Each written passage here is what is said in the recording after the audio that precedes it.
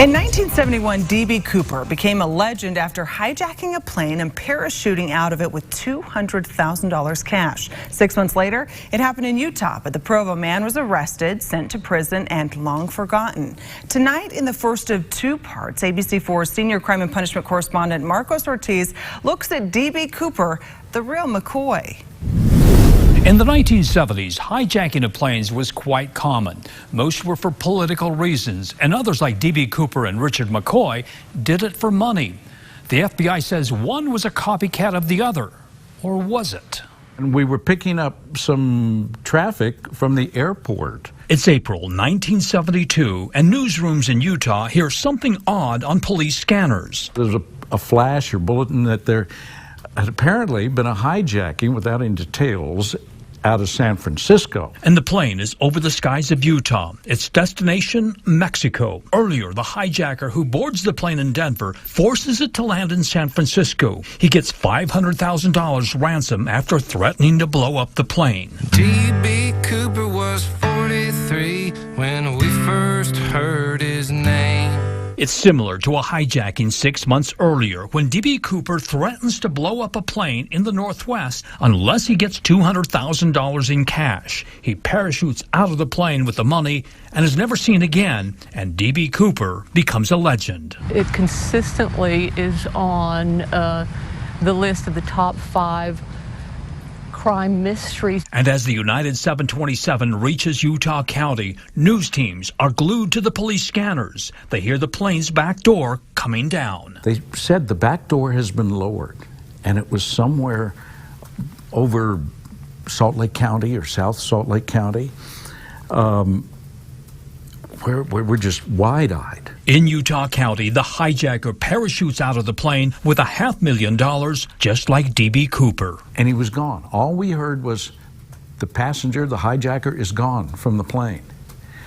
We're going, oh my gosh. The hijacker lands at a remote field near Springville. These days, it's a shopping center, and he's seen walking into Springville's High Spot Drive-In, orders a hamburger, and leaves. Back then, Pete Zimmerman was 16 years old and remembers a man asking for a ride. He said, you know, I really need a ride bad. I mean, would you consider, he says, it's right on the south side of Provo. It's not very far at all. You know, I could really use some help. Zimmerman gives in and drives the stranger to Provo. He recalls seeing strange lights over Utah Lake. I just made the comment, I wonder what those are.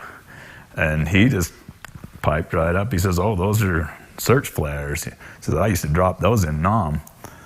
And I says, interesting. I said, what are they doing? And he says, oh, they're looking for something or somebody. Zimmerman approaches the man's house in Provo. Pretty quick, we just rounded the bend and I dropped him off at his house. The next morning, Utahns wake up to the news. There's been a hijacking, and authorities are searching for a suspect. The Utah National Guard sends its helicopters to join the search. Newsman Terry Wood also goes out as a member of the Guard's communications department. We were the news reporters for the Utah National Guard.